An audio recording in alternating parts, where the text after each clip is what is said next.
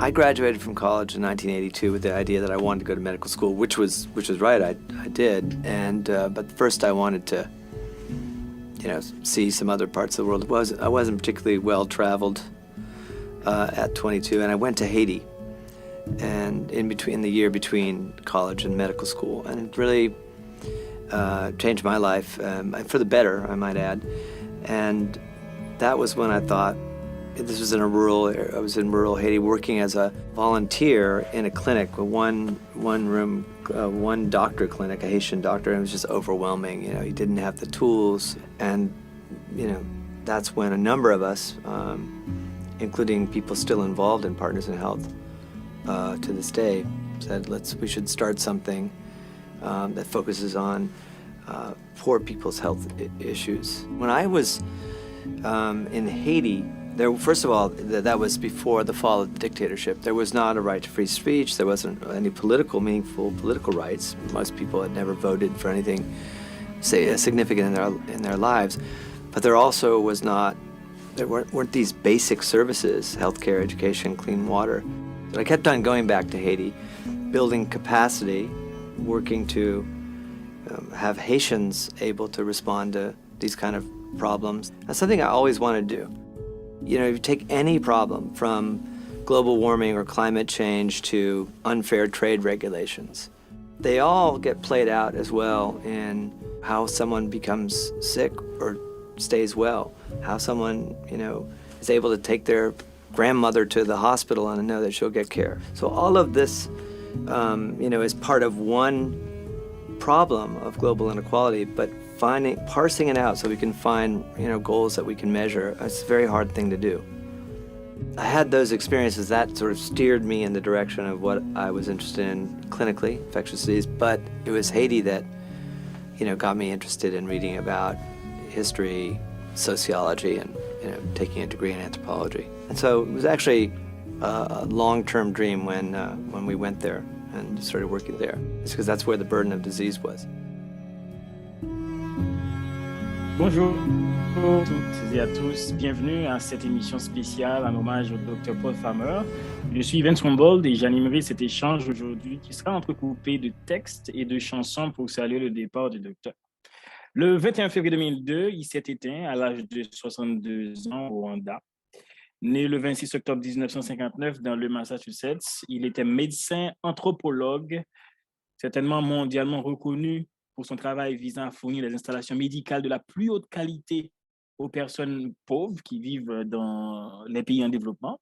On le considère comme le pionnier de la santé globale, the pioneer of global health. Il s'est rendu comme volontaire en Haïti, c'était à Cange, un petit village dans le plateau central, où il arrive vers la fin de la dictature de Jean-Claude Duvalier. Puis à Cange, il fonde un projet de santé communautaire, Zami la Santé, et ouvre en 1985 la clinique Bon Sauveur, qui était une toute petite clinique de 2 chambres. Et la clinique en Haïti s'est développée au fil des ans pour devenir un réseau de 16 centres médicaux dans le pays, avec un personnel local de près de 7000 personnes. Et parmi ces centres, on compte l'hôpital universitaire de Mirbalais. Le docteur Farmer a aussi contribué à l'élaboration des nouvelles approches de santé publique au Rwanda, au Pérou, en Russie, au Lesotho, entre autres. Et les ouvrages qu'il a publiés portent tous sur les inégalités sociales et leurs conséquences sur la santé. Avec la présidente de Focal, Michel Duvier-Pierre-Louis, et le docteur Daniel Henris, ancien ministre de la Santé publique en Haïti, nous allons rendre hommage à l'homme. Bonjour Michel, bonjour docteur Henris, merci de votre disponibilité pour cet échange aujourd'hui sur la vie, le travail, voire l'utopie du docteur Farmer. Bonjour à tous ceux, toutes celles qui écoutent cette émission en hommage au docteur Paul Farmer, cet homme qui a joué un rôle considérable dans la santé, dans le secteur de la santé en Haïti, est remarquable puisqu'il a travaillé dans 12 pays. Mais Haïti demeure fondamental dans la vie et l'œuvre du docteur Paul Farmer. Bonjour, docteur Henris. Bonjour à tous et à toutes. Je suis très heureux de pouvoir participer à cette émission pour rendre hommage à Paul Farmer, qui a été un ami et à un certain moment un collaborateur aussi. Je crois que l'accès aux soins de santé est un droit. J'ai travaillé comme médecin dans de nombreux endroits et j'en ai vu certains où être pauvre signifiait être privé de droits. Très jeune, alors que je n'étais encore qu'étudiant en médecine, j'ai été témoin de l'impasse angoissante que vivent tant de malades démunis. Une jeune femme qui meurt en couche, un enfant qui se tord dans l'espasme d'une terrible maladie pour laquelle un vaccin existe, depuis plus d'un siècle d'ailleurs, un ami dont les entrailles sont irrémédiablement déchiquetées par des bactéries provenant d'une eau impure, un enfant de 8 ans atteint par les tirs croisés. Les morts bêtes. Quelle mort stupide, disaient les Haïtiens. Je crois que les morts stupides peuvent être évitées. Nous l'avons fait maintes et maintes fois. Mais ce travail difficile et douloureux n'a jamais été une urgence mondiale. J'hésite entre l'obligation d'intervenir et le constat troublant qu'une grande partie de notre travail, qualifié d'humanitaire ou de charitable, ne nous rapproche pas toujours de notre objectif. Ce but n'est rien de moins que la reconfiguration de notre monde en un lieu où personne ne meurt de faim, ne boit d'eau impure, ne vit dans la crainte des puissants et de la violence, où personne ne meurt parce que privé de soins. Bien sûr, un tel monde est une utopie et la plupart d'entre nous savent que nous vivons dans une dystopie. Mais nous portons tous quelque part en nous la conviction que s'éloigner de la dystopie nous fait avancer vers quelque chose de meilleur et de plus humain. Je le crois toujours. J'ai quand même bien connu Polo, toujours Polo. J'ai peut-être une douzaine ou une quinzaine de ses livres, toujours dédicacés à Michel et signé Polo, qui est le nom que tous ses amis proches lui avaient donné. Et le voir là, encore en pleine possession de tous ses moyens, et savoir qu'il y a quelques mois de ça, il a été emporté par ce qu'on appelle chez nous mort subite. C'est quand même quelque chose qui... je ne peux pas ne pas sentir l'émotion qui monte. La dernière fois que j'ai vu Polo, c'était à New York en 2021. En janvier, on avait une réunion à Open Society et il avait été convié pour discuter justement de la situation en Haïti, de ce qu'il faisait, etc. On était plusieurs autour de la table. Et c'est drôle parce que ce jour-là, il se plaignait de ne pas se sentir très bien. Mais jamais je n'aurais imaginé que l'année d'après, il aurait disparu. Mais ce qui est intéressant à noter dans la manière dont il arrive à Haïti, parce qu'il n'arrive pas à Haïti à Cange, il fait comme il l'a dit lui-même, il a été undergrad, donc il a fait sa licence à Duke University. Duke se trouve en Caroline du Nord. C'est ce qu'on appelle le Tobacco Belt, la ceinture du tabac aux États-Unis. Et il y a plein de travailleurs haïtiens qui sont dans ces champs de tabac et il écoute ces gens parler d'Haïti, de leur vie et des conditions déplorables dans lesquelles ils se trouvent dans ces plantations de tabac. Et de là commence la fascination de Paul pour Haïti. Il se met à lire tout ce qu'il trouve sur Haïti, tout. Commence par Graham Greene, les comédiens, mais tout ce qui a été écrit sur Haïti. Et par un concours de circonstances, Duke lui demande de rentrer en Haïti, faire un travail sur un essai sur les artistes haïtiens. C'est très curieux, c'est par là que ça commence. Et Polo rentre et par tout un concours de circonstances, il rencontre Ophélia Dalle qui était en Haïti et qui travaillait pour iCare.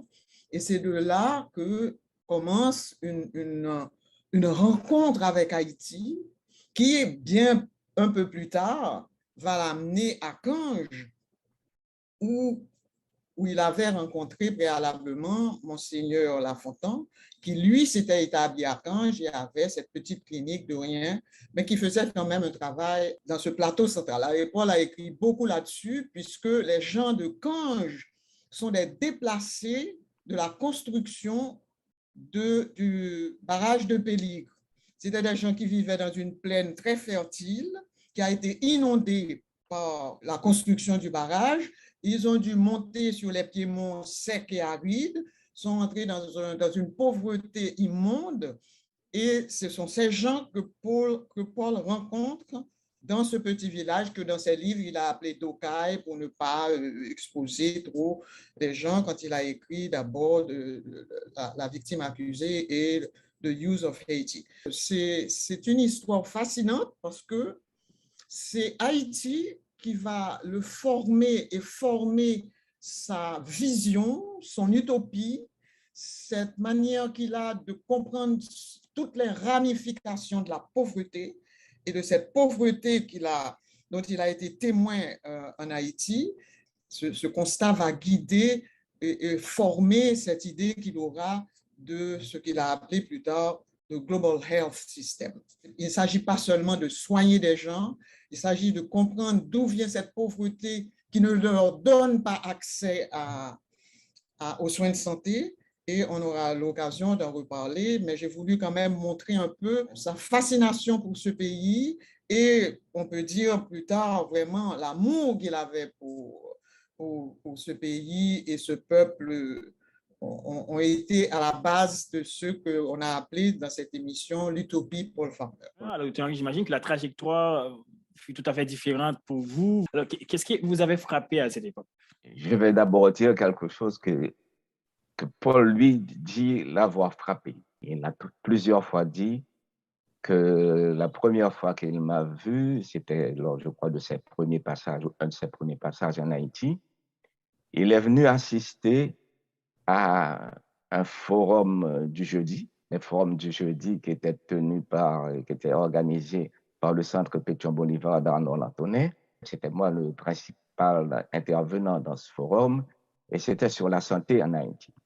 Il a souvent rappelé que cette conférence avait été assez déterminante pour lui pour l'amener à travailler en Haïti puisque j'expliquais le problème de santé, je parlais des problèmes de pauvreté, je parlais un petit peu de mon expérience à tout le monde, que toi, tu as rappelé tout à l'heure, où j'avais déjà commencé à travailler avec des agents de santé. Après, on s'est rencontrés plusieurs fois, particulièrement dans le travail sur la tuberculose, parce que j'ai été responsable du projet qu'on appelait MSPP-IDA, du projet du ministère de la Santé publique avec la Banque mondiale.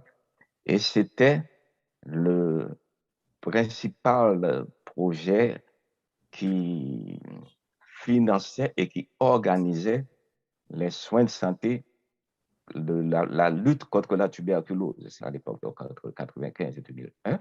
Et à cette occasion-là, nous avons plusieurs fois collaboré. Je dois dire qu'à ce moment-là, notre projet MSPP-IDA, avec le programme de lutte contre la tuberculose, avait déjà identifié des cas de tuberculose multirésistante, parce que Paul va beaucoup travailler là-dessus. Donc, l'identification avait été faite et avec l'appui technique de l'OMS à l'époque.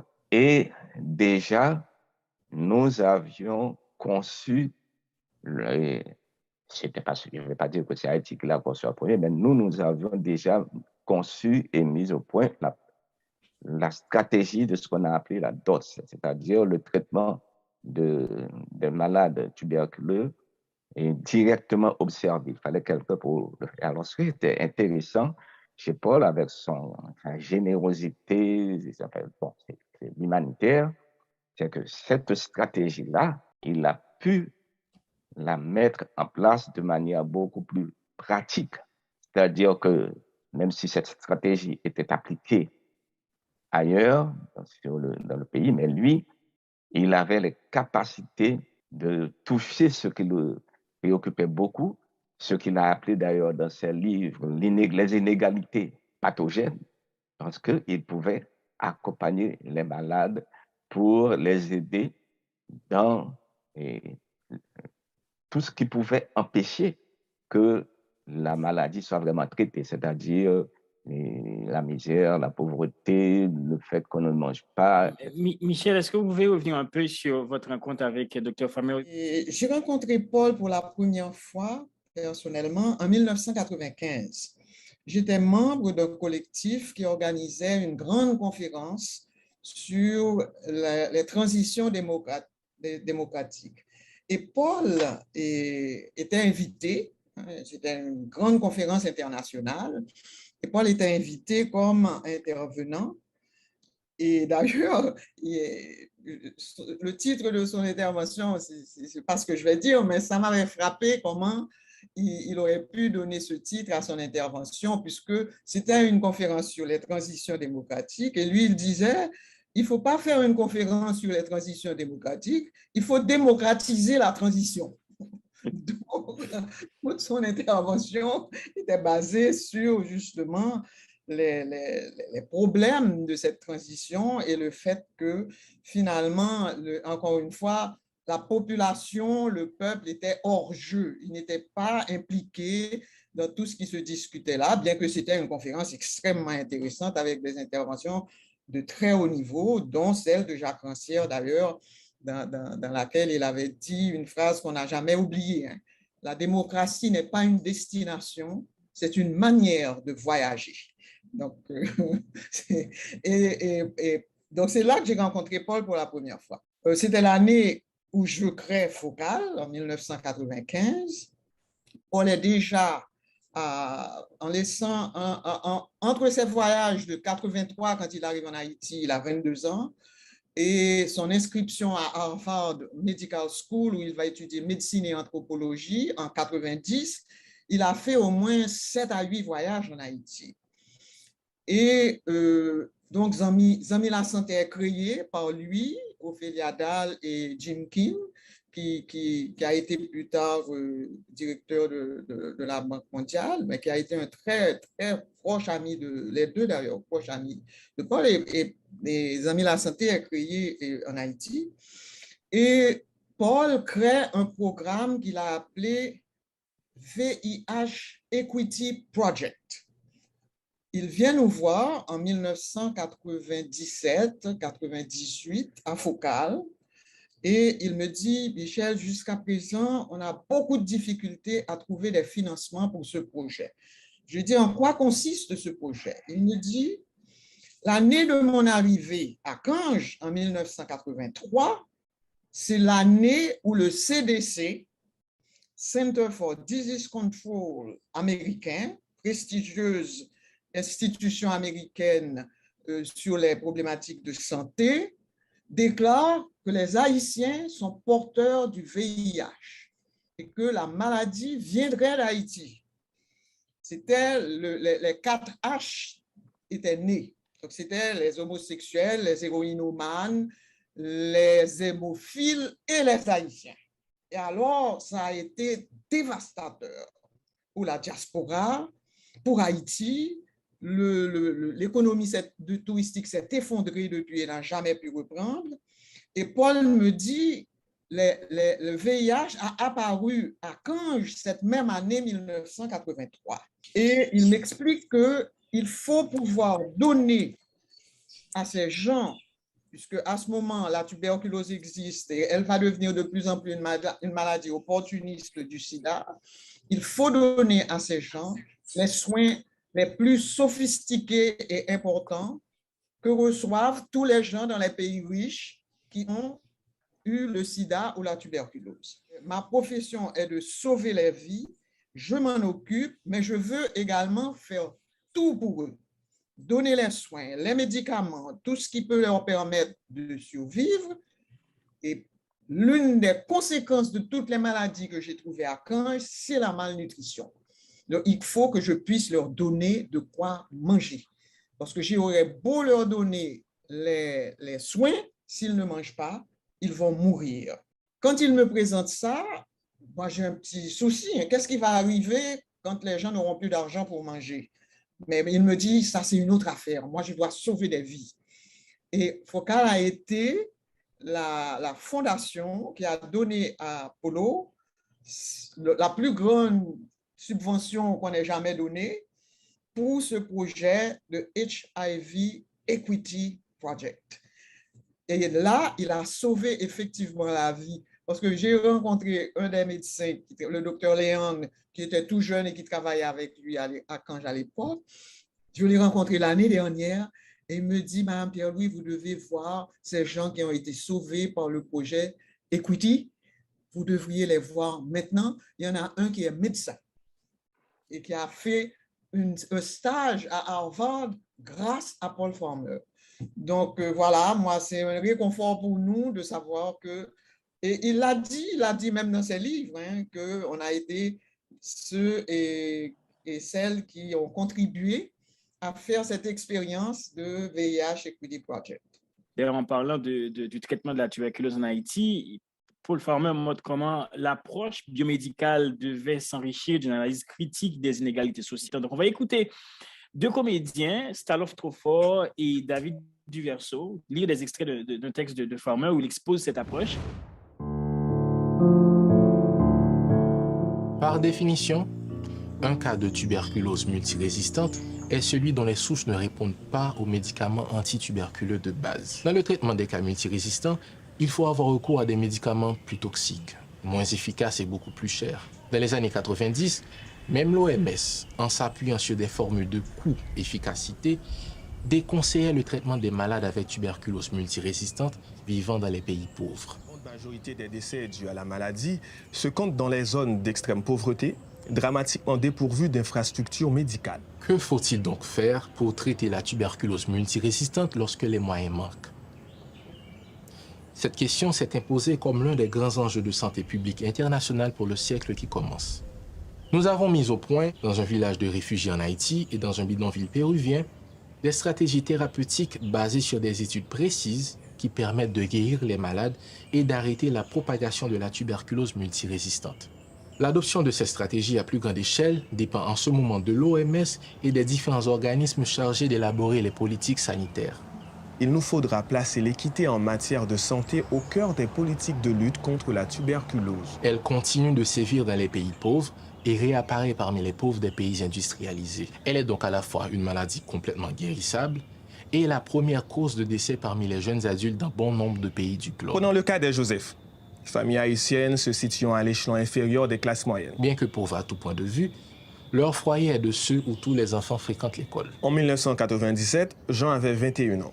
Il faisait des études, il réussissait. Sa famille a commencé à avoir des problèmes quand il s'est mis à tousser. Il a d'abord tenté de traiter cette toux sèche et persistante par des infusions. Au cours du 2e mois de sa maladie, affligé d'une douleur au dos et de fièvre, Jean s'est rendu dans un hôpital de Port-au-Prince, spécialisé dans le traitement de la tuberculose. Hélas, il avait bien la tuberculose. Les médecins lui prescrivirent le jour même un traitement combinant 4 médicaments. Je prenais tous mes médicaments, mais je continuais à tousser. À la fin de l'année, il fut terrifié de voir qu'il toussait du sang rouge vif. Je savais que j'allais de plus en plus mal. Alors je suis allé voir un pneumologue. Le spécialiste envoie Jean au sanatorium national en janvier 1998. Il y séjourna pendant 3 mois, au cours desquels il reçut un traitement identique au premier, sous observation médicale constante. Sa bacilloscopie demeura positive pendant tout ce temps. J'étais sûr que ces médicaments n'allaient pas m'aider puisque je les avais pris pendant plus d'1 an en restant toujours positif. J'ai arrêté de les prendre et je suis allé chez un docteur feuille pendant quelques semaines. Le guérisseur lui fit absorber des préparations à base d'écorce et de feuilles d'arbre, réputées guérir la tuberculose et d'autres maladies des poumons. Mais les symptômes persistèrent et lorsqu'il recommença à cracher du sang, Jean retourna au sanatorium. Il reçut une nouvelle fois les médicaments de base. Son lit se trouvait dans une salle commune où nombre de patients souffraient de tuberculose multirésistante. Aucun d'entre eux ne guérissait. Il parlait d'autres médicaments plus efficaces, mais il disait que le gouvernement n'en avait pas ou qu'il ne les distribuait pas. Ces médicaments sont beaucoup plus chers. Alors, les parents de Jean commencèrent à vendre leurs biens, mobilier, bétail, une petite parcelle de terre pour acheter les antibiotiques. Et très rapidement, je suis devenu négatif. Mais au bout de 5 mois, mes parents n'ont pas pu continuer à payer les médicaments. Et j'ai arrêté. Je suis redevenu positif. Ma sœur Maryse a commencé à tousser en octobre, puis à cracher du sang. L'un après l'autre, les enfants tombèrent malades. L'infirmière qui leur administrait les injections les adressa à l'ONG qui avait diagnostiqué la maladie de Jean. Elle savait que le traitement était un échec, mais elle nous a dit que le gouvernement ne pouvait pas acheter les médicaments, qu'il ne pouvait payer que le traitement de base. Elle nous a donc renvoyés vers l'ONG. L'ONG recueillit un crachat de Jean pour pratiquer une culture et un antibiogramme. Je n'ai jamais eu les résultats. J'y allais tous les 15 jours et à chaque fois, on me disait de revenir 2 semaines plus tard. L'état de Jean empira. Une hémoptysie récurrente et des quintes de toux l'empêchaient de dormir. Même les nuits où il parvenait à trouver le sommeil, il se réveillait avant l'aube. Il était à bout de nerfs, épuisé, émacié et gravement déprimé. Toutefois, Jean ne baissa pas les bras. J'avais entendu parler d'un endroit loin de la ville où nous aurions pu être soignés, mais j'avais du mal à y croire. Ça paraissait d'autant plus bizarre que cet endroit se trouvait au milieu de nulle part. Il s'agissait en effet de notre programme de lutte contre la tuberculose situé dans le plateau central d'Haïti, lequel est devenu un centre national de référence pour les cas de tuberculose multirésistante ainsi que pour d'autres cas compliqués de la maladie. Reposant en grande partie sur les agents de santé de la région, le programme comprend le traitement même de la maladie, mais aussi une aide matérielle et financière afin que le dénuement des patients ne nuise pas à leur guérison. Le jeune homme arriva à la clinique Bon Sauveur de Dokaï. Il ne nous adressa pas la parole. J'ai juste passé la matinée à regarder un peu partout. Le mois suivant, il revint avec tous ses frères et sœurs. 2 mois plus tard, les frottis étaient tous négatifs. Les 5 frères et sœurs sont tous guéris. À quel stade de leur vie leur destin a-t-il été scellé? Sont-ils représentatifs des malades de la tuberculose aujourd'hui? Pauvreté, inégalité sociale, politiques économiques, guerre, discrimination en fonction de l'origine ethnique, du sexe ou de la classe sociale, ces facteurs de violence structurelle ont-ils joué un rôle et lequel dans l'élaboration du risque et le déroulement dramatique de la maladie pour Jean? Le parcours de Jean est typique de la situation haïtienne. Il jouit d'un droit absolu à ne pas fréquenter l'école, ne pas avoir d'électricité ni d'eau potable et ne pas bénéficier de soins dignes de ce nom. Nous savons que le traitement antituberculeux peut donner d'excellents résultats même dans des situations d'absolue misère. Mais les interventions contre la tuberculose multirésistante, nous dit-on, ne sont pas rentables. Nous avons besoin d'hôpitaux et services cliniques plus nombreux et plus sophistiqués pour les malades marginalisés par la pauvreté et par les discriminations. Les pauvres ont besoin de ce que la médecine fait de mieux. Il y a aujourd'hui 2 poids, 2 mesures et il est temps de remettre cela en cause. Nous devons nous souvenir qu'effacer les inégalités dans l'évolution des maladies n'équivaut pas à éliminer les dynamiques sous-jacentes de l'inégalité elle-même. Quand nous observons les inégalités de par le monde et que nous affirmons qu'elles sont une cause remédiable de morbidité, de sous-alimentation ou de mortalité, nous n'examinons pas seulement des différences de niveau de vie. Nous défendons aussi les libertés essentielles auxquelles nous attachons de la valeur.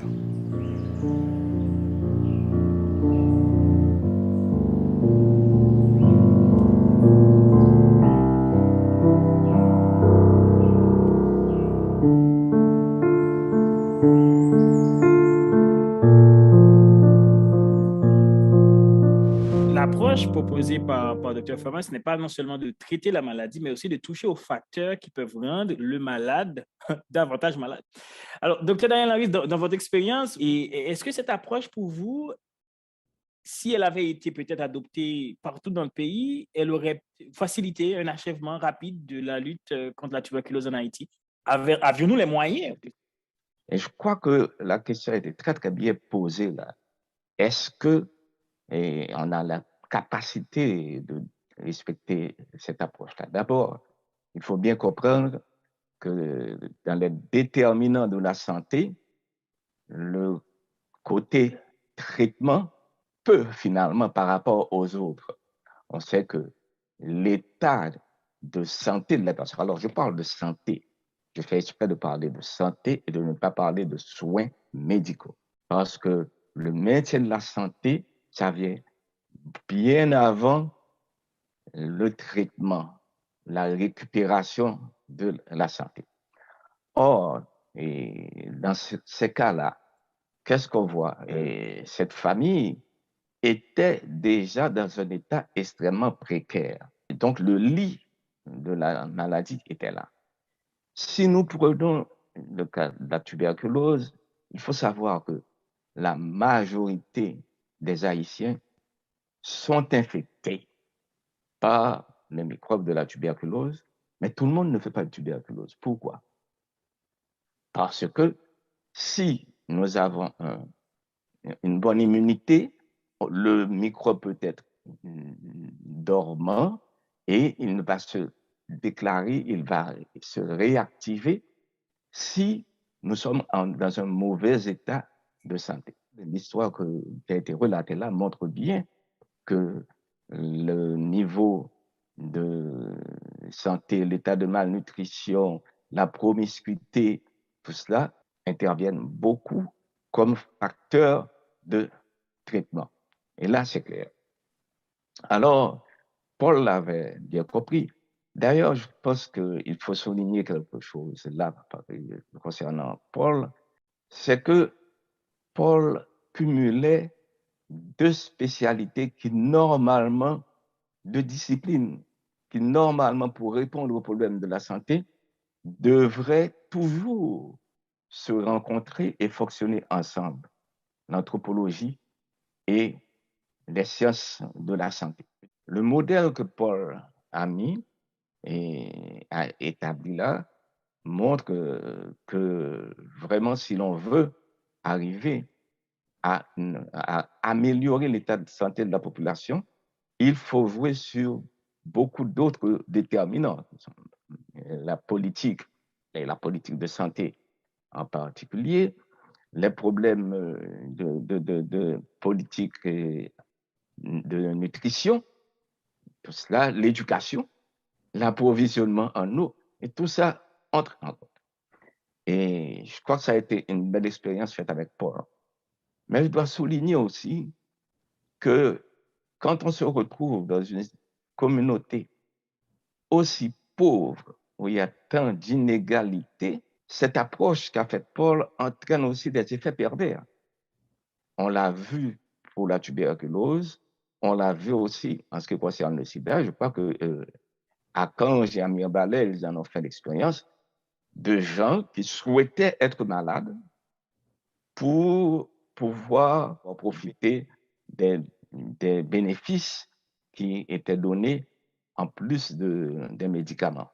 Et cela, il faut reconnaître à Paul qu'il a mis les choses au point, mais il faut qu'on puisse réfléchir là-dessus et voir comment réagir à cela. Alors, notre problème en Haïti, c'est qu'il n'y a pratiquement pas de protection sociale, et particulièrement pour les gens des classes les plus pauvres. Quand nous prenons les problèmes d'assurance et on voit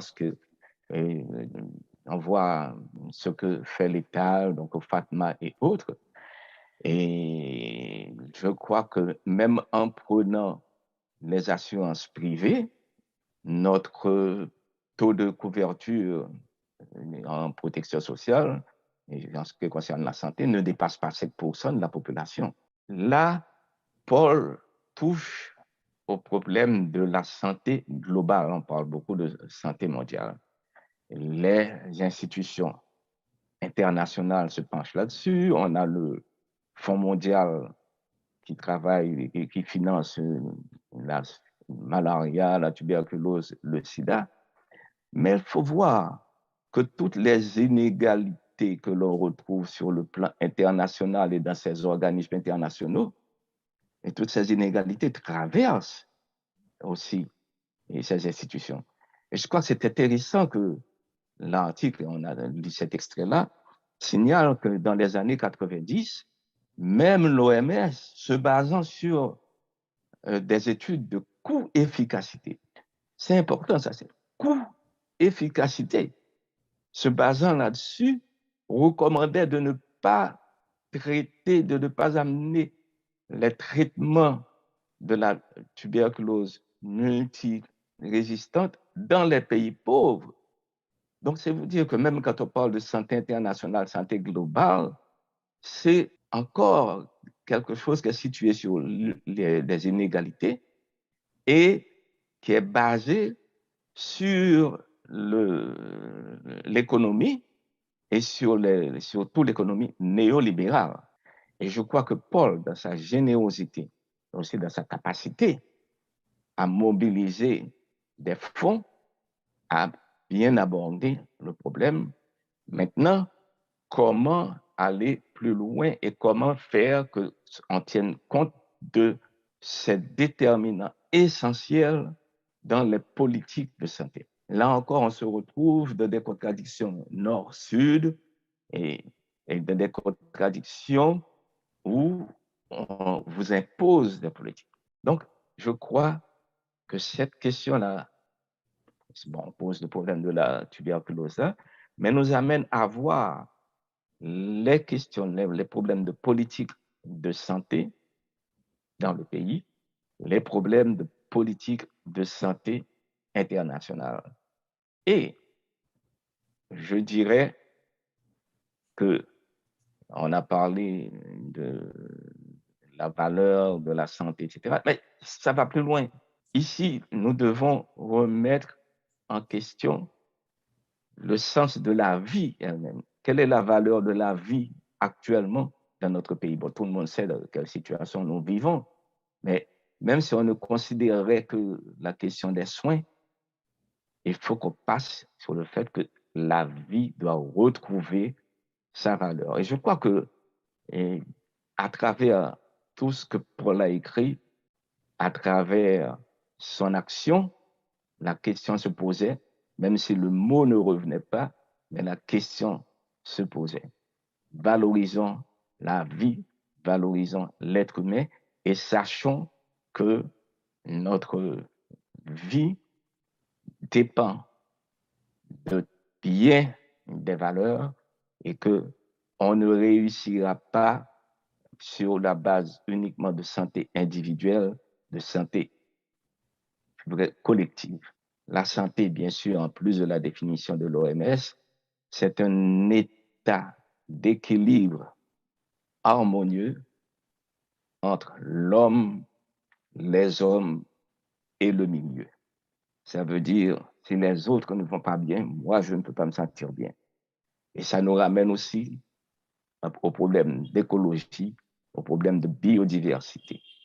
Je m'arrête là pour l'instant. Réaction, Michel, avant de parler de la philosophie du Dr Farmer. Daniel a soulevé les problèmes essentiels dont Paul parle dans pratiquement tous ses livres, c'est-à-dire ce concept de santé globale qu'il a introduit, lui aussi, c'est une critique de l'économie néolibérale, c'est une critique des pays dominants, c'est une critique des politiques publiques quand elles existent en matière de santé publique ou de nutrition ou d'environnement ou d'aménagement du territoire. Donc, vraiment, je crois que tout ce que Dani vient de dire, on peut retrouver tous ces éléments dans la philosophie que nous propose Paul Farmer sur la manière dont lui, il aborde l'anthropologie médicale et les problèmes fondamentaux posés par la situation. À un moment, il avait adopté la situation de dépendance des pays du Sud. Parce qu'ayant travaillé aussi en Afrique et en Amérique du Sud, particulièrement au Pérou, et il a été confronté, même si ces pays ont des infrastructures un peu plus importantes qu'en Haïti, mais les problèmes de dépendance demeurent les mêmes. Et les analyses qu'il a pu faire en comparaison à ce qui se passait en Haïti ramènent aux problématiques fondamentales des inégalités, de l'incapacité aussi des pays riches, parce que Paul a été un grand fundraiser pour pouvoir mener ses campagnes, pour pouvoir mener son travail, pour pouvoir réaliser, ne serait-ce que de manière limitée, sa propre politique. Il a dû faire beaucoup de levées de fonds. Donc, et de plaidoyer. Et de plaidoyer. et de plaidoyer. Donc, il a été chercher des financements pour pouvoir réaliser la pratique médicale et anthropologique dans laquelle il se trouvait et qu'il avait créée. Donc, effectivement, il a été confronté à ces problèmes d'inégalité entre les mains de quelques-uns dans les grands pays riches, comme dans les pays en voie de développement. Donc, sa critique, elle est forte. Hein. Il faut lire, et je suis très contente qu'on lui rende cet hommage pour que tous ceux et celles qui verront cette émission comprennent que tout Haïtien, toute Haïtienne devrait connaître Paul Farmer pour ce qu'il a fait pour nous, pour ce qu'il a introduit comme problématique importante dans notre pays et comment il a lui donné de sa personne. Danny parlait de sa générosité. C'est vrai, au-delà de la générosité, qui est très souvent un apport très personnel, il y a la solidarité qu'il a apportée et qui a été évidente jusqu'à sa disparition. Nous avons besoin d'hôpitaux et de services cliniques plus nombreux et plus sophistiqués pour les malades marginalisés par la pauvreté et les discriminations. Parce que la médecine high-tech ne voyage pas justement parce que les pauvres et les pays pauvres ne peuvent pas se la procurer. Donc, est-ce que quelque part, quand il souligne tout ça, il y a cette analyse-là, il n'y a pas comme un contre-discours contre le capitalisme médical même, Michel, par rapport à ce que tu as soulevé? Contre ce néolibéralisme qui s'étend justement dans sa toute-puissance dans ce capitalisme sauvage quelque part. Vous savez, aux États-Unis, 80% de la recherche dans tous les domaines, est financée par le secteur privé. Donc déjà, il y a quelque part une contradiction considérable.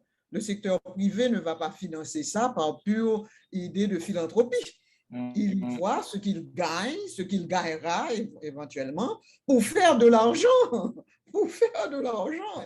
Le secteur privé s'est introduit même dans les organisations internationales comme l'OMS. Absolument. Voilà.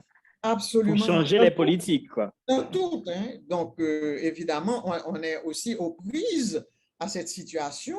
Et quels sont les outils dont nous disposons pour faire face à ça? Ça revient à ce que disait Danny aussi. Dans ce pays, dans la déshérence dans laquelle on se trouve aujourd'hui, quelle valeur donnons-nous à la chose la plus élémentaire qu'est la vie?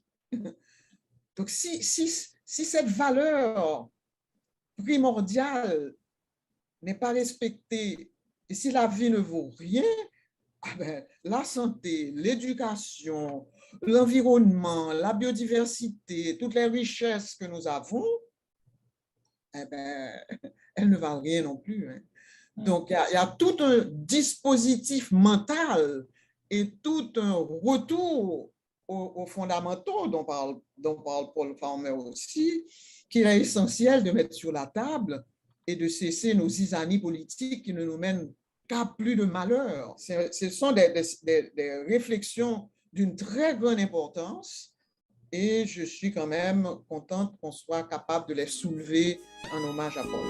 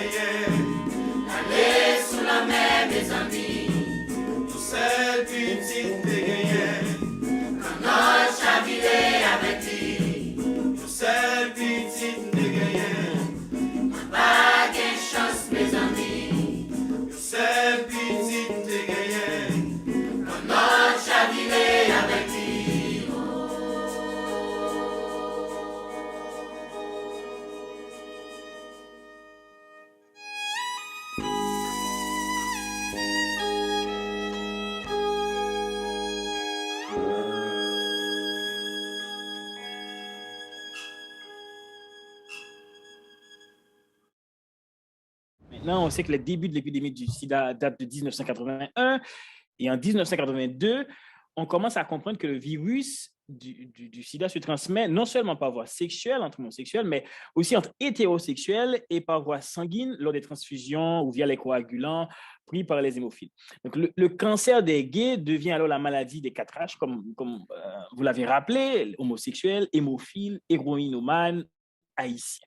Et dans son livre « Sida en Haïti, la victime accusée », Paul Farmer démontre tous les mécanismes qui ont conduit à la stigmatisation des Haïtiens pendant les années du sida et les conséquences aussi en Haïti et la communauté haïtienne des États-Unis. Affaire sida, yo vle pour ta sonner haïtien parce que li bail la science problème. Les Haïtiens ont été très tôt accusés de faire partie des responsables de l'épidémie de sida aux États-Unis. À partir des années 1960, les Haïtiens affluèrent vers les États-Unis pour échapper à la violence et à la pauvreté, élever une famille, travailler. Considérés comme indésirables, bon nombre d'entre eux furent enfermés par l'INS dans des centres de détention qui n'étaient en fait que des camps de concentration. L'INS soutenait que les Haïtiens étaient des réfugiés économiques que l'Amérique ne pouvait accepter. On les dépeignait comme des malheureux pitoyables vêtus de haillons, des paysans arriérés, illettrés, superstitieux et accablés de maladies. Quelques mois après la première apparition du sida, les hôpitaux de Floride accueillirent plusieurs immigrés haïtiens qui présentaient des infections caractéristiques de la maladie. Les Haïtiens examinés aux États-Unis déclaraient ne pas avoir eu de relations homosexuelles et ne pas utiliser de drogue par voie intraveineuse. La plupart d'entre eux n'avaient jamais été transfusés. Or, tous les cas connus à cette date présentaient au moins l'un de ces facteurs à risque. En 1982, les responsables américains de la santé en déduisaient que ce peuple, en tant que tel, était vulnérable à la maladie et que les chercheurs découvriraient le responsable en remontant la filière haïtienne. Nous soupçonnons qu'il pourrait s'agir d'un virus épidémique haïtien transmis à la population homosexuelle des États-Unis. Le CDC désigna 4 groupes à haut risque qu'on rebaptisa vite le club des 4 H. Homosexuels, Hémophiles, héroïnomanes, haïtiens, ainsi naquit cette équivalence qui faisait des Haïtiens des vecteurs du sida. des vecteurs du sida. Selon cette logique, la maladie venait d'Haïti. Les chercheurs haïtiens estimèrent que cette hypothèse sans fondement reflétait le racisme du continent.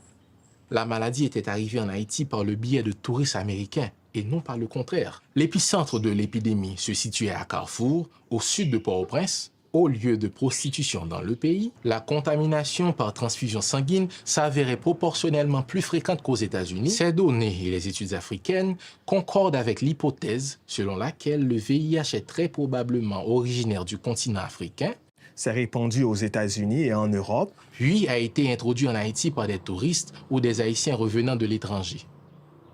Les recherches menées au cours des premières années de l'épidémie en Haïti mirent en lumière le caractère spéculatif des conclusions des spécialistes américains.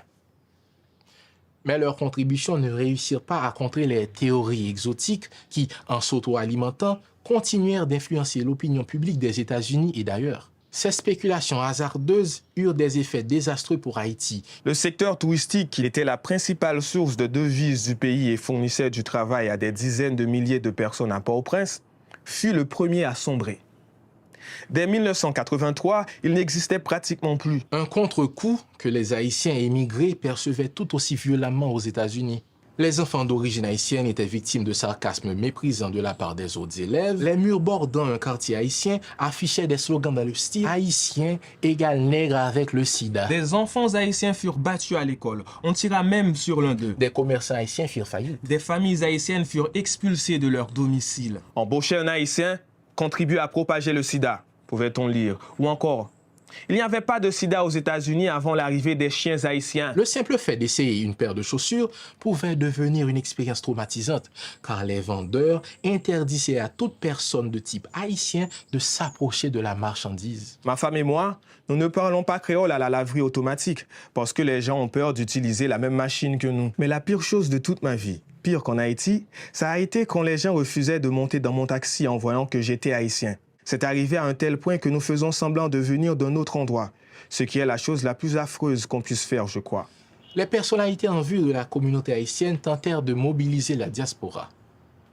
Avec des médecins, elles organisèrent la lutte contre ceux qu'elles estiment être une attitude raciste spécifiquement dirigée contre les Haïtiens. Les associations haïtiennes demandèrent au CDC de revoir sa classification. La bataille se poursuivit jusqu'en avril 1985, quand le CDC effaça enfin le terme haïtien de la liste des groupes à risque sans fournir le moindre commentaire. Les traces dans l'opinion, elles, demeuraient. Les Haïtiens vivant en Amérique du Nord, divisés sur les questions de politique haïtienne, se solidarisèrent face aux discriminations liées au sida. Le chanteur Timano intitula son album de 1984 « Sida ». Dans la chanson-titre, il dénonçait un nouveau moyen pour les pays riches et corrompus d'opprimer les Noirs et les déshérités. Sida, AIDS, 3H. Ça passe au tiracaille. Sida, AIDS, 3H.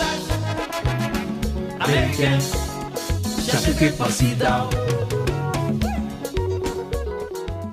En février 1990, une décision de la FDA, l'Office américain de contrôle pharmaceutique et alimentaire, interdit aux Haïtiens de faire don de leur sang. Cette fois, la diaspora réagit unanimement. Le 4 mars 1990, le New York Times rapportait que plus de 5000 Haïtiens vivant aux États-Unis avaient défilé devant le bureau de la FDA à Miami, bloquant la circulation vers l'aéroport international. Raciste! Raciste! Cette agitation paraissait incompréhensible à ceux qui refusaient de voir dans la décision de la FDA le prolongement des affronts infligés aux Haïtiens par les États-Unis tout au long du siècle.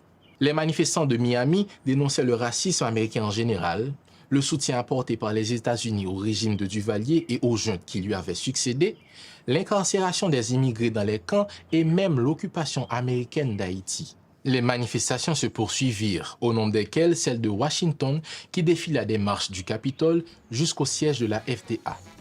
Cette dernière revint enfin sur l'interdiction faite aux Haïtiens en décembre 1990. Ça passe au Haïti. L'histoire montre qu'on a longtemps décrit ce pays comme une terre étrange, écrasée de maux, sans espoir de guérison, remarquable avant tout par son extrême isolement du monde civilisé s'entend. Au cours des années 80, le sida s'est fondu dans les représentations populaires américaines relatives à Haïti. Il est désormais consubstantiel à l'idée que l'Amérique du Nord se fait du pays. Misère abjecte, Vaudou, cargaison de réfugiés, économie, accablés, de maladies. cannibalisme. Mais comment expliquer les théories sur les origines haïtiennes du sida? Des scientifiques ont émis l'hypothèse selon laquelle les Haïtiens auraient contracté le virus auprès de singes au cours de pratiques sexuelles bizarres dans des bordels haïtiens. Les chercheurs américains proposèrent d'innombrables hypothèses sur les modes de transmission parmi les Haïtiens. Rites vaudous, ingestion de sang d'animaux sacrifiés, consommation de viande de chat, homosexualité rituelle, bref. Les théories faisant d'Haïti le berceau du VIH relèvent de l'attitude qui consiste à accuser d'un mal les victimes de celui-ci, défaut américain bien connu des sociologues comme des Haïtiens. Les déshérités, les Noirs, les malades, les sans-emploi et les habitants de bidonvilles sont différents et étranges. Ces gens pensent de façon différente, agissent suivant des lois différentes, Adhèrent à des valeurs différentes et apprennent des vérités différentes. Dans une étude récente sur la politique haïtienne, la journaliste américaine Amy Willens imagine tous les lieux communs qui ont sans doute refait surface dans les salles de rédaction à l'occasion de la chute de Duvalier en 1986. Une dictature sanguinaire. La chute des tontons Macou. La superbe femme du dictateur s'enfuit avec des millions en bijoux. Anarchie dans la rue. L'abondance au cœur du dénuement. Très bon ça. La paysannerie sous l'emprise du vaudou. Non. L'élite sous l'emprise du vaudou. Peut-être, mais comment on illustre ça? Le déboisement. On a des photos? Non, je veux dire, faut voir les choses en face. Des souches, ça passe? La sécheresse. Les bold people. Qui a pris les photos? Ah, et maintenant, le sida. Le meilleur. C'est travail, nous vivons travail. Nous vivons pour aïe, nous pas même bien coucher. C'est quand même ahurissant et incompréhensible que le grand CDC et même la FDA aient pu se tromper sur la base de stéréotypes racistes et discriminants sur l'origine du sida en l'associant aux Haïtiens. mais aussi rafraîchissant de lire un médecin américain, le docteur Farmer, démonter ces mêmes mécanismes qui ont conduit à la stigmatisation des Haïtiens. Qu'en dites-vous, Michel? Est-ce tellement surprenant? Parce que c'est la question aussi que se pose Paul.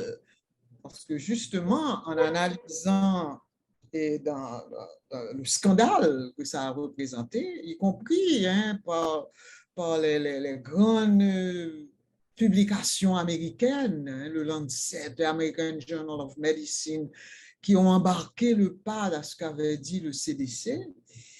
Et c'est là que Paul va vraiment faire son travail d'anthropologue pour essayer de situer cette accusation, l'accusation de la victime comme principe explicatif qu'il va renvoyer à l'histoire, parce que pour lui, justement, il faut comprendre la filiation de cette accusation-là. Elle ne remonte pas au sida, mais l'apparition du sida et le fait qu'il y avait 1 ou 2 cas de sida, d'Haïtiens de la diaspora qu'il avait attrapé, a suffi pour que rapidement cette décision incroyable et révoltante a été prise par le CDC. Alors, c'est intéressant dans la partie qui a été lue là, du texte de la victime accusée, et de rappeler aussi ce que le FDA, le Federal Drug Administration, avait publié 7 ans après le CDC, après que le CDC soit revenu et retiré les Haïtiens 2 ans, c'était le 4 mars 83, 2 ans après, les Haïtiens sont enlevés des 4H. Au fait, on ne parle plus de 4H presque. Et 7 ans après, le Federal Drug Administration interdit aux Haïtiens de donner leur sang. Et c'est justement ce que rappelaient les jeunes qui ont lu. Il a fallu 150 000 Haïtiens et autres collègues solidaires sur le Brooklyn Bridge et bloquant Manhattan pour que le FDA enlève sa stigmatisation. Donc, c'est quelque chose de très massif et de très grotesque qui s'est produit là. Et ce qui est intéressant dans le livre de Paul, c'est comment il va justement chercher les raisons historiques de ce mépris et de cette stigmatisation sur Haïti. Mais en même temps, il fait son travail d'anthropologue et il va découvrir ce qu'il dit dans son livre, les 3 formes d'accusation qui toutes imputent à l'action de l'homme un rôle significatif dans la propagation de cette maladie qui a été redoutée. Quand la maladie apparaît à Cange, dans ce village pauvre, la première réaction de la population, c'est la sorcellerie. Okay? Nous voyons maladie sida sous monde qui a un problème avec l'autre monde dans la communauté. Et pour analyser et montrer que contrairement à une idée des bien-pensants ou de la bien-pensance sur Haïti et sur le vaudou, il va expliquer les caractéristiques qui vont amener une population marginalisée, exclue et n'ayant accès à rien, à trouver une signification de la sorcellerie, etc. Donc, il va faire tout un travail pratiquement d'ethnologue sur cette première considération. La deuxième, c'est ce qui va se passer en Amérique. Des personnes que lui, il appelle des personnes non typiques, des Haïtiens, qui arrivent tout au cours des années 70, fuyant la dictature pour toutes sortes de raisons. Il y a une migration haïtienne qui va se faire vers naturellement les États-Unis, puisqu'on a une longue histoire, et c'est ce que Paul démontre aussi dans son livre, on a une longue histoire avec les États-Unis bien avant l'occupation de 1915. Nous sommes considérés comme un pays paria. Et le sida et toutes les maladies et tout ce qui va nous arriver et la fin de ville de Guillaume Sam, l'occupation, vont vraiment consolider cette vision qu'ils ont de nous comme des personnes non typiques. Et ça a été un peu lu par les jeunes. Et donc, la deuxième interprétation, ça va être justement tous ces Haïtiens qui vont être accablés de maladies, ils sont montrés du doigt, ils perdent leur travail et ils sont tenus pour responsables d'une maladie mondiale, ce qui est quand même extraordinaire. Et puis maintenant, le troisième aspect de cette forme d'accusation, c'est la théorie du complot, ce que lui a appelé la théorie du complot. C'est-à-dire, on va attribuer aux États-Unis, mais pas seulement aux États-Unis, hein, aux puissants, comme dit Paul, des motifs malfaisants visant à nous affaiblir, à nous accabler, à nous marginaliser et pourquoi pas à nous éliminer, tout en discréditant les Noirs, parce que l'Afrique va entrer, comme les jeunes l'ont souligné dans le texte, les segments de texte qu'ils ont lus, et dans tous les cas de figure, un groupe social, on attribue à un groupe social des motifs inavouables et l'accusation de la victime devient le principe explicatif pour justifier la situation dans laquelle se trouvait Haïti à ce moment-là. Donc, on n'a pas sorti de cette stigmatisation aujourd'hui encore. D'ailleurs, si on regarde ce qui s'est passé avec le choléra, on est dans la même logique. On est dans la même logique. La maladie vient d'ailleurs, mais nous en sommes responsables. Ce livre est d'une très grande importance pour tout le travail d'anthropologie médicale que fait Paul et comment il nous apprend un peu à ne pas regarder dans une petite lunette, mais de comprendre les modalités historiques et toute l'histoire que nous avons avec les grandes puissances en général, mais depuis la fin du 19e siècle et le début du 20e siècle, les États-Unis eux-mêmes, et ceci, quand on regarde ce qui se passe aujourd'hui encore en Haïti, ceci part de la même logique. On peut faire remonter encore plus loin cette attitude des grandes puissances et des États-Unis parce qu'elle remonte déjà au moment de notre indépendance. À lire ce livre et à entendre cet extrait, j'ai une réaction qui me fait penser qu'en dépit de toutes ces accusations, en dépit de ces problèmes, Haïti s'est toujours montré, a toujours donné des leçons au monde.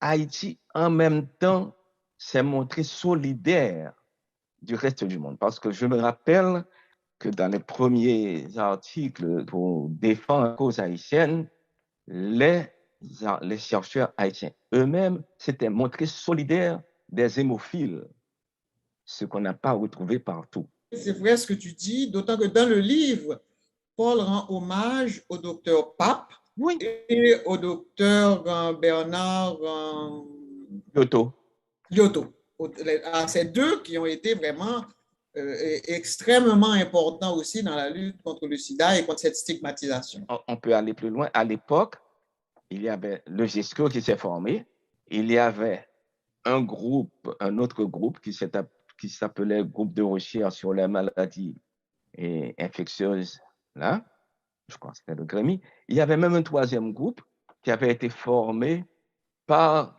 le ministère lui-même. Le docteur Laroche, qui était anatomopathologiste, était très probablement le pathologiste au monde le plus expérimenté dans les études sur le sida, les études anatomopathologiques. Mais ce sont ces groupes-là qui ont vraiment initié les véritables études et les véritables recherches sur l'origine de la pathologie. Donc, je voulais signaler ça et montrer que très souvent, nous avons été des pionniers. Paul a fait son travail et d'autres aussi ont contribué. Comme tu le dis, Michel, Paul leur a rendu hommage. Ce qui m'inquiète maintenant, c'est l'avenir. Et comment ne pas laisser retomber ce qui a été fait. Ce qui a été fait par Paul et ce qui a été fait aussi par d'autres.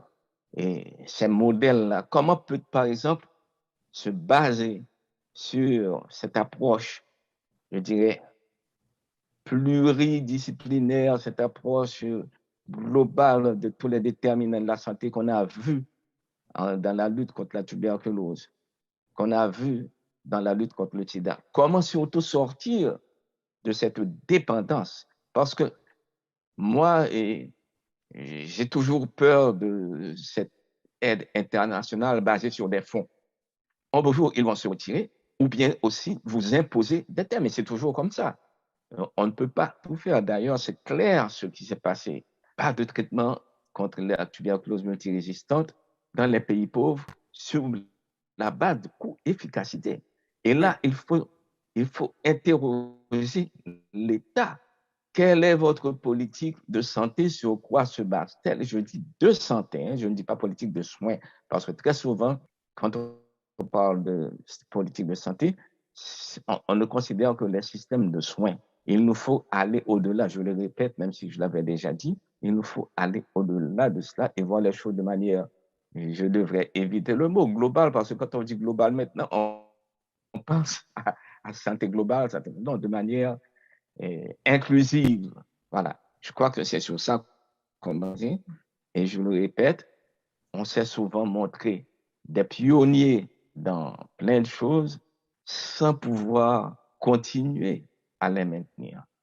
Et ça, ça reste ma question et en même temps un souhait, une invitation à ce qu'on avance un peu plus. Oui, Michel. Alors, je vais juste profiter de ce que tu dis là, Dani, pour aussi inclure dans notre réflexion et rendre hommage à tous ceux, toutes celles qui ont accompagné Polo dans toutes ces années de travaux, de recherche.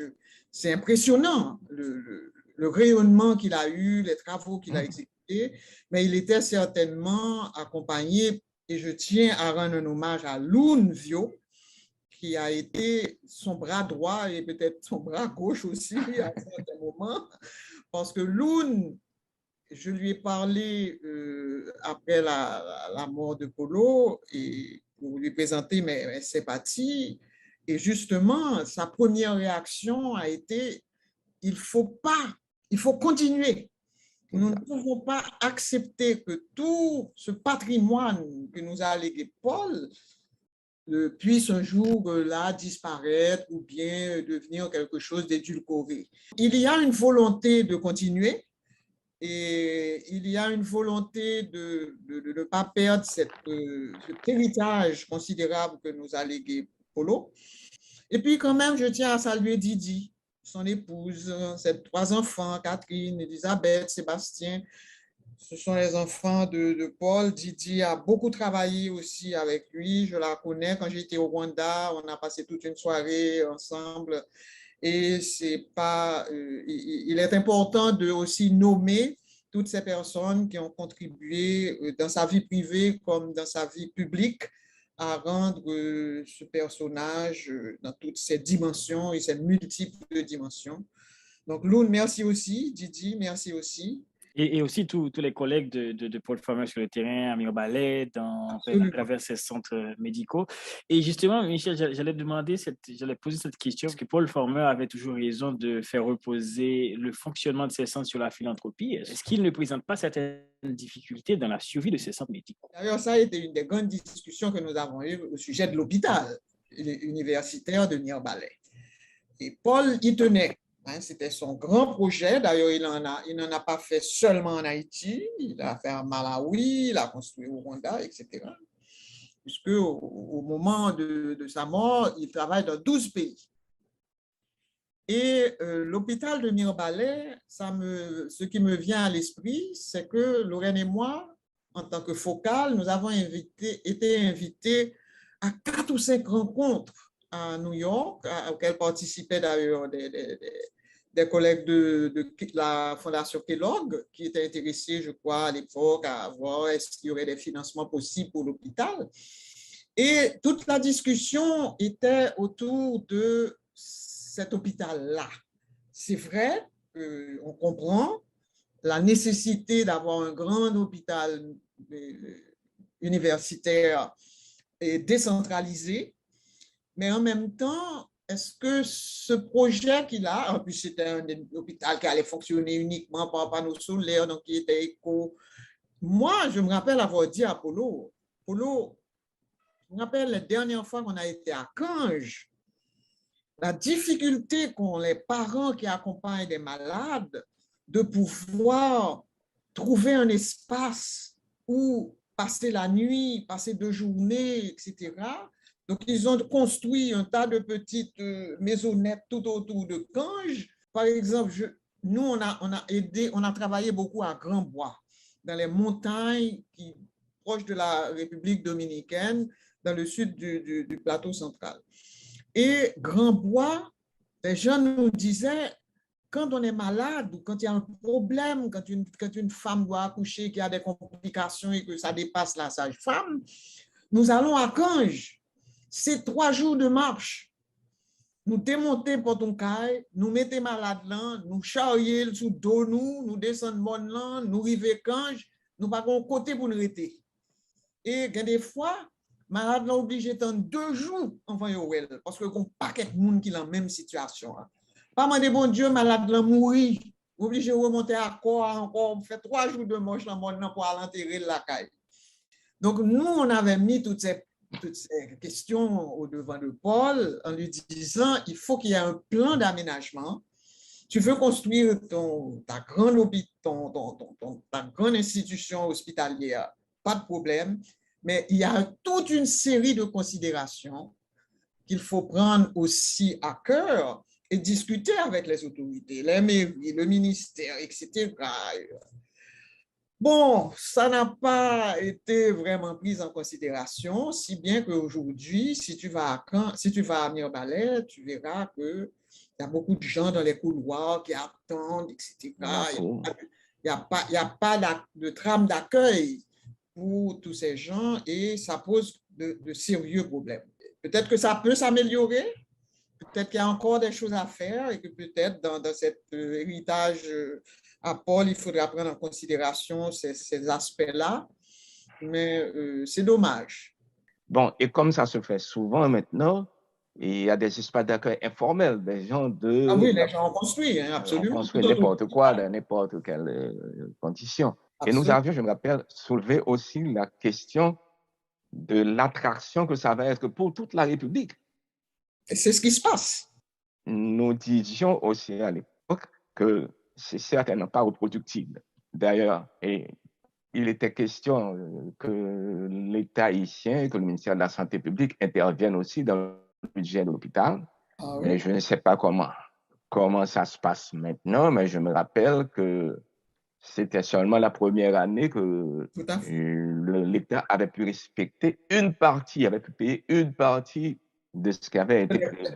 Les frais de fonctionnement sont importants. Surtout, donc, quand on sait qu'il n'y a pas de paiement de la part, pratiquement pas de paiement de la part des bénéficiaires. Les gens ont une carte et puis ils paient une seule fois et puis après. Non, mais c'est extraordinaire comme système. Mais c'est un système qui devrait s'intégrer dans tout un programme de protection sociale. Bon, mais les choses sont ce qu'elles sont là. Et je crois que l'expérience est faite. Peut-être que ce serait une autre manière de voir la santé globale avec une approche beaucoup plus solidaire, beaucoup plus communautaire. Et vraiment, on a besoin de l'implication, de l'engagement de l'État. Un modèle comme cela, ça doit rester un hôpital universitaire, effectivement, de très haut niveau.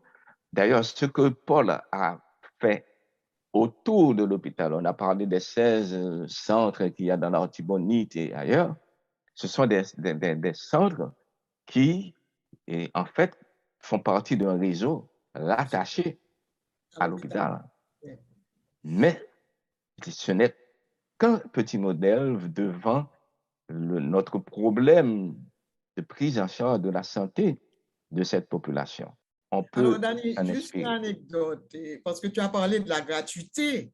des soins, effectivement, ça c'était fondamental pour Paul. À un moment, avant même qu'il ne s'installe à Canges, il est invité à travailler à l'hôpital de Sainte-Croix à Léogane. Oui. Il va, il commence à travailler et après quelques mois, il dit, je ne reste plus dans cet hôpital. Parce que tout est payant, ce n'est pas un hôpital pour les pauvres. Les pauvres ne peuvent pas payer tout ce qu'on demande aux patients qui viennent à l'hôpital Sainte-Croix. Donc, il a refusé de rester. Donc, pour lui, c'était déjà quelque chose d'extrêmement important, cette espèce de la gratuité des soins pour les pauvres, mais on voit ce que ça veut dire aussi, les conséquences. Et quand il dit pauvre, il voit les gens dans toute leur dignité. Hein? Ce n'est pas un vocable péjoratif ou quoi que ce soit. C'est vraiment des gens qui sont victimes d'une situation dans laquelle ils n'ont pas choisi d'être, qui font des efforts pour en sortir dans toute leur dignité. Et dans la situation actuelle, on ne peut pas exiger que ces gens payent constamment pour les frais médicaux ici, pour n'importe quelle consultation, pour les médicaments qui deviennent de plus en plus chers. Et ce que tu dis qui est tellement vrai, c'est quelle est l'implication des autres acteurs, y compris l'État, dans de tels dispositifs. Dernier mot avant de terminer cet hommage bien mérité au Dr Paul Farmer et pour remercier aussi tous ceux qui me suivent avec nous sur les réseaux de Focal et nos partenaires. Eh bien, d'abord, je suis ravi que Focal ait pu rendre cet hommage. On y pense depuis le jour du décès de Paul. Lorraine et moi, on s'était dit, il n'y a rien à faire.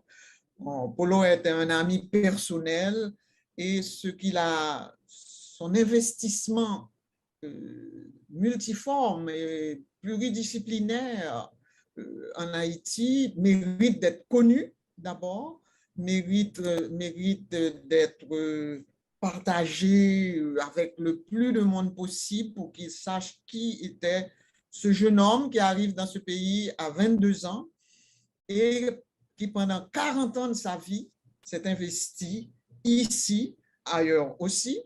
Je suis très, très ému parce que c'est vraiment quelqu'un que j'aime beaucoup et je tiens encore une fois à dire que cet hommage va aussi à sa famille, à Didier, aux enfants, à Loun, à Ophélia Dahl, à Jenny Bloch, à tous ceux et celles qui ont, à Abby Gardner, à tous ceux et celles qui ont été les proches de Paul, qui ont travaillé avec lui, qui l'ont soutenu dans ses démarches et certainement ses principaux bailleurs aussi. Hein. Il y a un monsieur White, hein, il y a Kim Jim, il y a tous ceux et celles qui méritent aussi d'être cités dans cet hommage. Donc, merci aussi aux comédiens qui ont lu. Merci à Michel Lemoine, qui a beaucoup investi de sa personne, qui a fait des recherches, qui s'est rendu compte un jour en me disant « Mais Michel Paul Farmer n'est pas connu dans ce pays. » Je dis « Raisonne plus pour lui rendre cet hommage. » Donc, merci à tous ceux, toutes celles, et merci à toi, Evans, et à Danny, mon frère et confrère, qui, je sais, a pris plaisir à participer à cet hommage également. Certainement, Michel. Et merci. Et je m'associe à toi pour rendre hommage et saluer la famille de Paul. Et comme toi, je rends hommage à toute cette équipe de collaborateurs que Paul a pu former autour de lui. Il y a eu beaucoup d'hommages à Paul Farmer, beaucoup, à Boston, à Miami, à Canges, à Mirbalais. Mais pour nous, celui-là était extrêmement important. Donc, merci encore à tous et à toutes. On termine avec une chanson de Ancy Desroses qui s'appelle FDA Enragé, FDA Tu es folle. Nous allons l'écouter avec des jeunes artistes et puis on se retrouve pour une autre émission du programme Agriculture sur Focal. Au revoir à tout le monde. Merci, au revoir.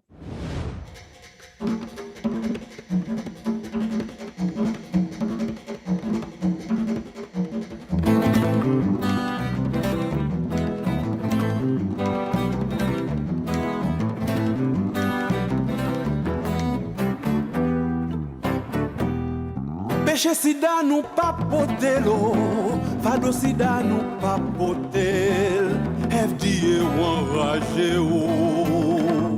Enragé, enragé, enragé, enragé, oh. Ou vle écraser nous, vle touyer nous, pour qu'après nous prend mystère nous.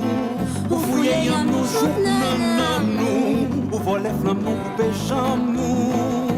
Mais l'esprit ban nous ailes pour nous voler plus belle, pour nous jouer l'arc-en-ciel en haut la citadelle, pour nous y quoi. Enragé, enragé, enragé, enragé.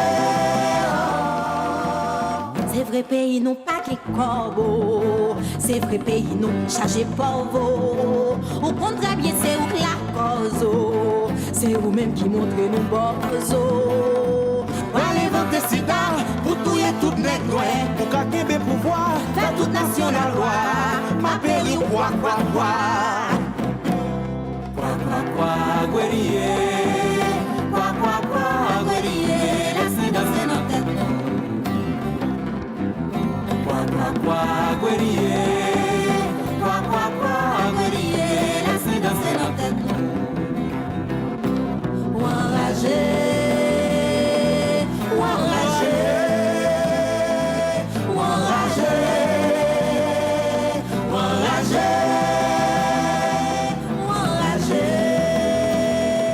enragé, enragé, enragé. si nous gagnons sida, c'est ou pas nous sida. Si nous gagnons sida, c'est ou pas nous sida. Si nous gagnons sida, c'est ou pas nous sida. Si nous gagnons sida, c'est ou pas nous sida. FDA à pas enragé. FDA à pas déraillé. FDA à pas enragé. FDA à pas déraillé. Les gras ou sans mémoire, oubliez Savannah, c'est nous-mêmes haïtiens qui devinent mon lambé, ou pas ta fait nous ça.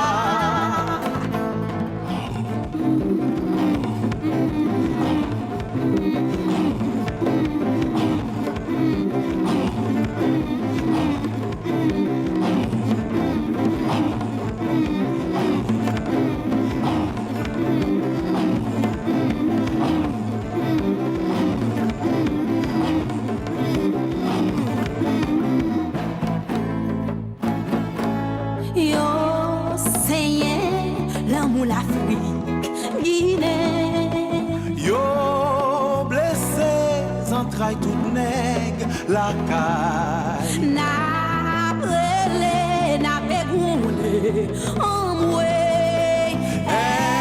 Envié, ou qui ou fait crier. Nous disons non, non, non. Nous déjà compte ça cap réglé. Nous compte qui complot yo rangé.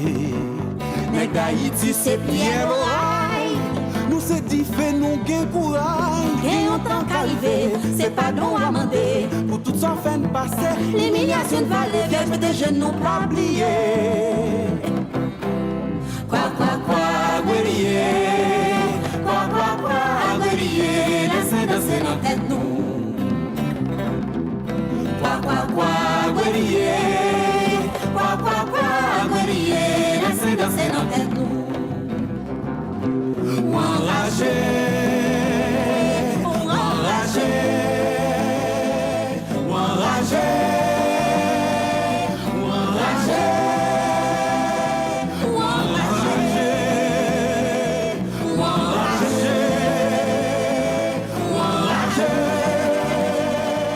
enragé,